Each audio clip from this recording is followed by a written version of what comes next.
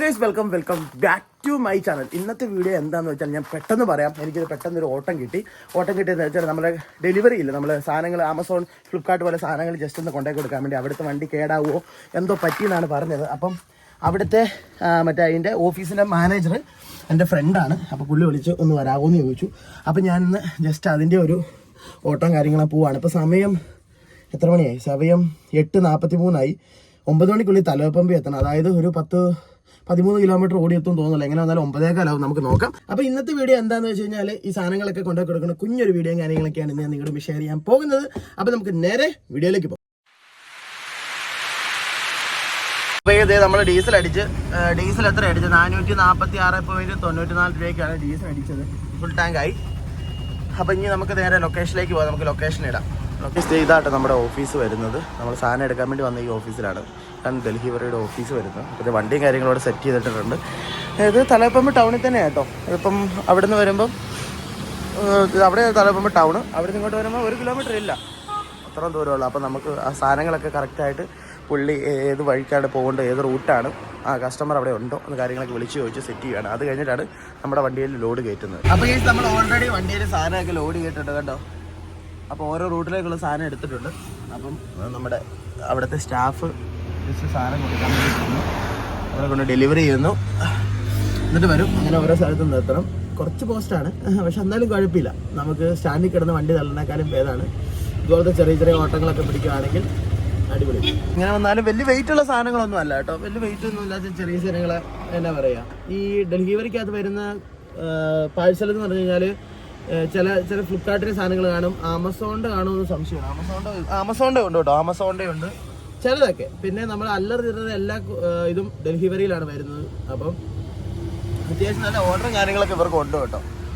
അപ്പോൾ ഇവരുടെ വണ്ടി എന്തോ കേടാണെന്ന് എനിക്ക് തോന്നുന്നു. അതുകൊണ്ടാണ് പുറത്തുനിന്ന് വിളിച്ചത്. അപ്പോൾ എൻ്റെ ഒരു ഫ്രണ്ടാണ്, ഞാൻ പറഞ്ഞില്ലായിരുന്നു, അവിടുത്തെ മാനേജർ. അപ്പോൾ പുള്ളിനെ വിളിച്ച് ഇപ്പോൾ അത്യാവശ്യം ഈ ഓട്ടോ വലിയ കുഴപ്പമില്ലാത്ത ഓട്ടോ. കാരണം എന്ന് വെച്ച് കഴിഞ്ഞാൽ നമുക്ക് വേറെ ടെൻഷനില്ല. ജസ്റ്റ് ഓരോ സ്ഥലത്ത് വീടിൻ്റെ ഫ്രണ്ടിൽ കൊണ്ട് നിർത്തി കൊടുക്കുക, അവർ കൊണ്ടുപോയ സാധനങ്ങൾ കൊടുത്തോളും, നമ്മൾ ഇവിടെ ഇരിക്കുക എന്നുള്ള സ്കീമാണ്. പിന്നെ സ്റ്റാർട്ടർ ഒരു 10 രൂപ ആണെങ്കിൽ അടിക്കണം. ഫസ്റ്റ് ഡെലിവറിയാണിത്. ഇത് കഴിഞ്ഞിട്ട് എങ്ങനെ വന്നാലും ഇപ്പോൾ സമയം 9:40 എങ്ങനെ വന്നാലും ഉച്ചയ്ക്കുള്ളിൽ തീരുമെന്നാണ് പറഞ്ഞത്. ഇത് ഓരോ സൈഡിലേക്കുള്ള സാധനങ്ങൾ മാത്രമേ എടുത്തിട്ടുള്ളൂ. അപ്പോൾ 2 സൈഡിലേക്കാണ്. ഇത് വൈക്കൻ റൂട്ടാണ്. ഇനി അങ്ങോട്ട് തലർപ്പമ്പ് ആ റൂട്ട് വേറെ സെക്ഷനായിട്ട് മാറ്റി വെച്ചിട്ടുണ്ട്. അപ്പം അത് ക്യാഷ് ഓൺ ഡെലിവറി ആയതുകൊണ്ടാണ് ഇത്ര താമസം. ഓൺലൈൻ പേയ്മെൻറ്റ് ആയിരുന്നെങ്കിൽ നമുക്ക് ടെൻഷനില്ല, ജസ്റ്റ് കൊടുക്കുക പോരുക എന്നുള്ള സ്കീമുള്ളൂ. ക്യാഷ് ഓൺ ഡെലിവറി ആകുമ്പം നമ്മൾ സാധനം കൊണ്ട് കൊടുത്തിട്ട് അവർ പൈസ എടുത്തോണ്ട് വരണം, ചില്ലറ പറക്കണം, അങ്ങനെ ഭയങ്കര വലിയ തൊല്ലയാണ്.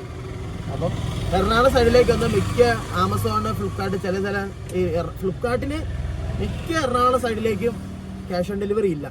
കാരണം എന്താ വെച്ച് കഴിഞ്ഞാൽ അവർ ലൊക്കേഷനിൽ വന്നു കഴിയുമ്പോൾ പിന്നെ നാളെ അങ്ങനത്തെ ഓരോ സ്കീമൊക്കെ ഉള്ളതുകൊണ്ട് ഞാൻ സാധനങ്ങളൊക്കെ ഓർഡർ ചെയ്യാൻ നേരത്ത് ഭയങ്കര ബുദ്ധിമുട്ടാണ്. ക്യാഷ് ഓൺ ഡെലിവറിയേ ഇല്ല. എല്ലാം ചില ലൊക്കേഷന് ഓൾമോസ്റ്റ് ഒരു 80% എറണാകുളം സൈഡിലുള്ള ലൊക്കേഷനിൽ കിട്ടത്തില്ല. നമ്മുടെ കോട്ടയം സൈഡിൽ ഞാൻ വീട്ടിലേക്ക് ഓർഡർ ചെയ്യണ എല്ലാം ക്യാഷ് ഓൺ ഡെലിവറിയാണ്. അപ്പം ഫസ്റ്റ് ഡെലിവറി കഴിഞ്ഞിട്ടുണ്ട്. ഇത്ര നേരമായിട്ടും ആൾ വന്നിട്ടില്ല. കാരണം ഇനിയിപ്പോൾ പൈസ അയക്കണം, വിളിച്ച് ചോദിക്കണം, 100 നൂലാമാലകളാണ്. അപ്പോൾ അതൊക്കെ വെച്ച് നോക്കുമ്പോൾ ക്യാഷ് ഓൺ ഡെലിവറിനേക്കാളും നല്ലത് ഓൺലൈൻ പേയ്മെൻറ്റ് തന്നെയാണ്. നമുക്ക് ഡെലിവറി ബോയ്ക്ക് സുഖം. പക്ഷേ അവർക്ക് വെച്ച് നോക്കുമ്പം അവരുടെ സാധനം കിട്ടിക്കഴിഞ്ഞിട്ട് അവർ പൈസ കൊടുക്കണമല്ലേ എല്ലാവർക്കും താല്പര്യമുള്ള കാര്യം. അപ്പോൾ അതേ പുള്ളി ഡെലിവറി ചെയ്തിട്ട് എമൗണ്ട് കിട്ടിയെന്ന് തോന്നണം, കൊടുത്തിട്ട് വരുന്നുണ്ട്. ഓക്കെ, നമുക്ക് ഇനി പോയേക്കാം.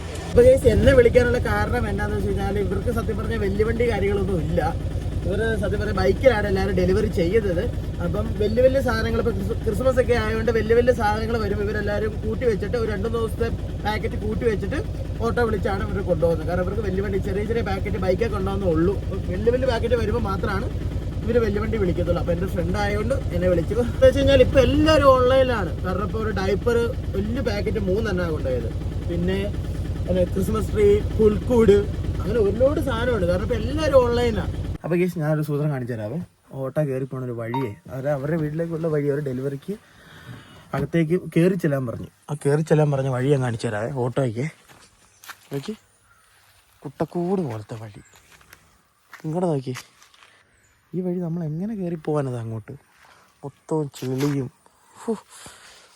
ടയർ മൊത്തവും ചെളിയും. ഇതുവെല്ലാം താന്ന് പോയി കഴിഞ്ഞാൽ ഈ ഡയലോഗ് അടിക്കുന്നവരാരും വരത്തില്ല. എന്നിട്ട് നമ്മളോട് വരാം അങ്ങോട്ട് കയറി ചെല്ല, ഇതിലെ വണ്ടി അങ്ങോട്ട് വീട് വരെ എത്തുന്നതാണ്. എനിക്കറിയത്തില്ല ഇതിലെങ്ങനെ വണ്ടി കയറി പോണേ, ഒരു കാർ എങ്ങനെ ഇതിലെ കയറി പോണേ. അതുകൊണ്ട് ചതുപ്പെന്ന് പറഞ്ഞു കഴിഞ്ഞാൽ പക്കാ ചതുപ്പാണ്. വണ്ടി കയറി അപ്പം താന്നു പോകും. പക്ഷെ എന്ത് പറയാനാ, എന്നാൽ വിളിച്ചാൽ ഫോണും എടുക്കത്തില്ല. എത്ര നേരം വിളിച്ചിട്ടാണെന്നറിയാമോ ഫോൺ എടുത്തത്. എന്ത് പറയാനുള്ള കേസ്. സത്യം പറഞ്ഞാൽ ഡെലിവറി ബോയ്സിനെയൊക്കെ കഷ്ടപ്പാടെന്ന് പറഞ്ഞാൽ ഭയങ്കര കഷ്ടപ്പാടാണ്. ഓരോ സ്ഥലത്തും ചിലവരുടെയൊക്കെ വീടിൻ്റെ ഫ്രണ്ടിൽ കൊണ്ട് ഇട്ട് കൊടുക്കണം, അവരുടെ കൈ വെച്ച് കൊടുക്കണം.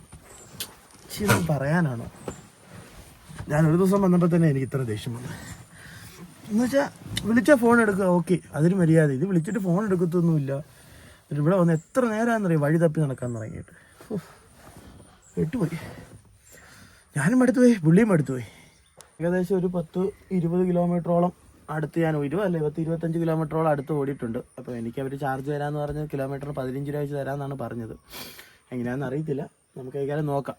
എത്ര രൂപ എനിക്ക് വരുമാനം കിട്ടി, എത്ര കിലോമീറ്റർ ഓടി, എത്ര രൂപയ്ക്ക് ഡീസൽ അടിച്ചു, അതിൻ്റെ കറക്റ്റ് കണക്കും കാര്യങ്ങൾ ഞാൻ അവസാനം പറയാം. അപ്പം നിങ്ങൾക്ക് മനസ്സിലാവും എത്ര രൂപയാണ് ഇന്നത്തെ എൻ്റെ ലാഭം.